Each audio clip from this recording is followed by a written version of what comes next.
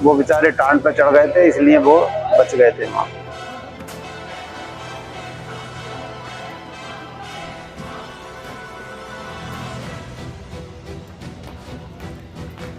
30 लोग जो है जला दिए गए थे।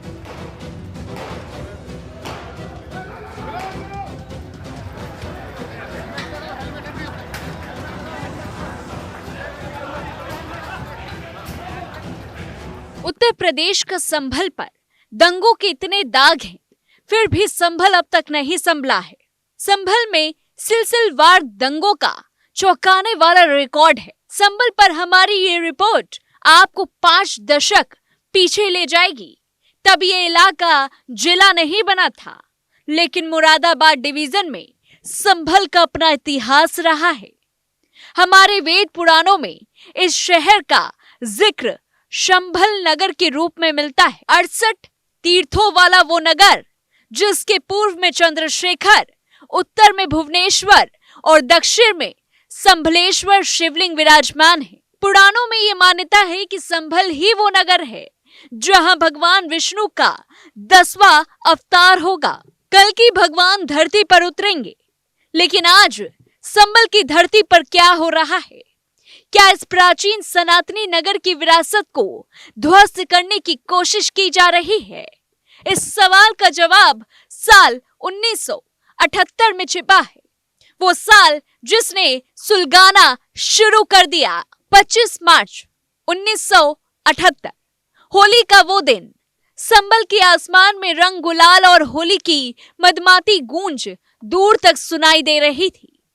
वैसे तो इस जश्न में हर कोई शरीक था, लेकिन जमीन पर कुछ ऐसा था जो अंदर ही अंदर धधक रहा था।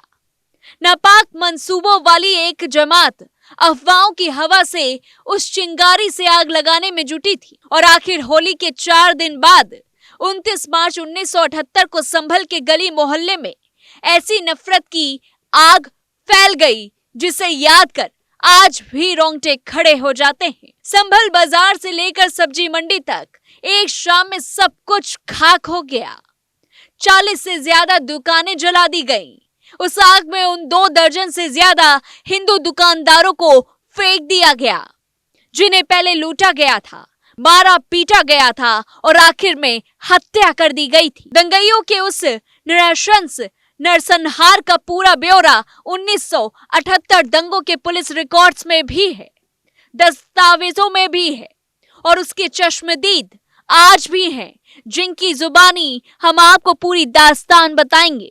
बॉडी तो एक भी नहीं ना, बॉडी न मिली। वहाँ तो बारदाना इतना पड़ा, उसमें तो आग 15 दिन में तो आग बुझ गई उस कारखाने की।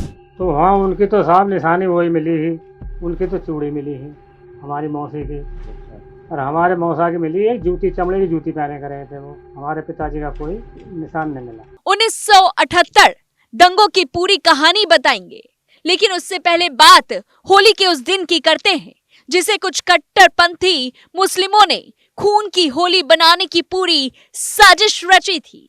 जैसे आज जामा मस्जिद में कानूनी सर्वे और मंदिर के दावे पर बवाल मचाया जा रहा है, साल 1978 में होली के दिन नफरत की लकीर खींच दी गई थी। होली से पहले मुसलमानों ने 2 जगहों पर विवाद खड़ा किया था। पहली जगह होलिका दहन की थी, जहां एक मुस्लिम दुकानदार ने खोखा रख दिया था, जबकि दूसरी जगह पर दूसरे मुसलमान ने एक चबूतरा बनवा लिया था। बीच बचाव के बाद होलिका दहन के दिन दुकानदार का खोखा हटवा लिया गया। होली के त्योहारों में कोई व्यवधान नहीं हुआ, लेकिन एमजीएम कॉलेज की सदस्यता को लेकर बात खटक गई। कॉलेज की प्रतिबंध समिति में आजीवन सदस्यता के लिए मंजर शफी का चंदा मंजूर नहीं हुआ। इसे लेकर मंजर ने कई अफवाहें उड़ाई। कॉलेज में हिंदू लड़के लड़कियों के साथ मुस्लिम युवतियों को टाइटल देने पर भी मंजर शफी ने ऐतराज जताया। इसके विरोध में मंजर शफी भीड़ जुटाकर बाजार बंद कराने निकल पड़े। बाजार बंद करने को लेकर हिंदुओं ने विरोध किया तो भीड़ ने उन्हें मारा, लेकिन अफवाह ये उड़ाई गई कि हिंदुओं ने मंजर शफी को मार दिया।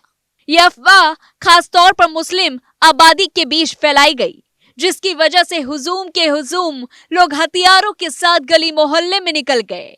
फिर दंगइयों ने ऐसा कत्लेआम मचाया जिसने पूरे संभल को सांस्कृतिक ढांचा और विरासत को बड़ी चोट पहुंचाई। दंगे के वो जख्म कितना गहरा था उसे आप सुरेंद्र गौर के बयानों से समझ सकते हैं। उस टाइम बहुत खौफनाक मंजर था।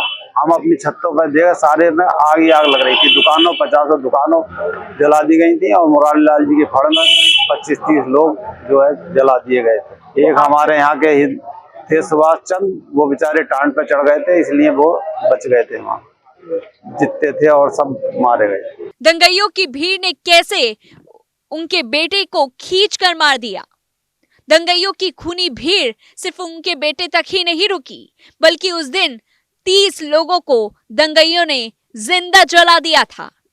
1978 के उस दंगे के दौरान सुरेंद्र गौर और अपने परिवार के साथ मुस्लिम मोहल्ले में रहते थे, लेकिन बेटा खोने और 30 लोगों के कत्ल के बाद उन्होंने मुस्लिम बस्ती छोड़ दी। सोचिए ये कितनी भयावह बात है। जिस संभल में दोनों संप्रदाय कभी एक दूसरे के प्रति सद्भाव रखते थे, उस शहर में सिर्फ एक शख्स की आप बीती 46 साल पहले के उस दंगे की भयावहता बता जाती है।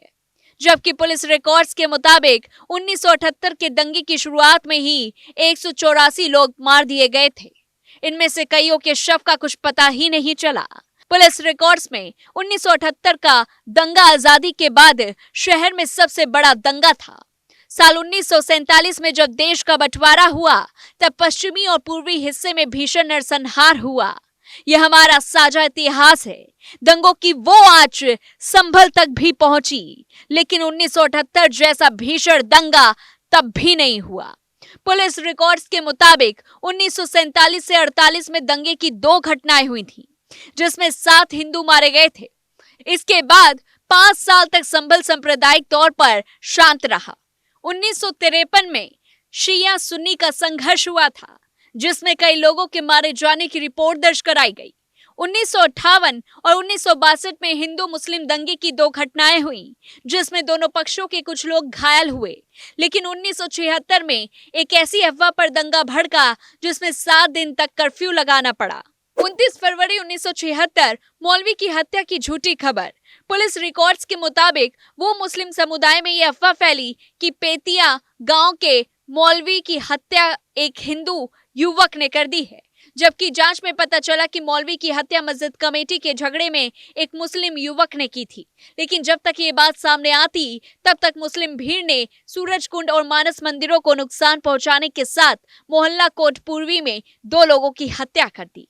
पुलिस रिकॉर्ड्स के मुताबिक फरवरी से शुरू हुआ ये बवाल 1976 के अप्रैल महीने तक जारी रहा। इस दौरान पुलिस को 7 दिन तक कर्फ्यू लगाना पड़ा। 1976 का ये दौर शफीकुर रहमान वर्ग के सियासी उदय का दौर था, जो नवंबर 2024 के दंगों में नामजद है।